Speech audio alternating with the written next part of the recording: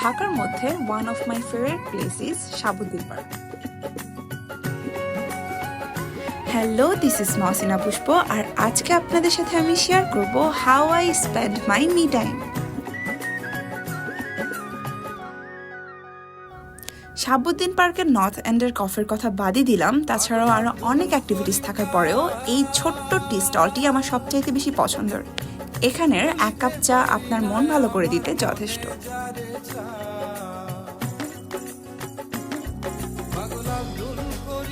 শুধু কি চা, চায়ের সাথে টাও পেয়ে যাবেন এখানে।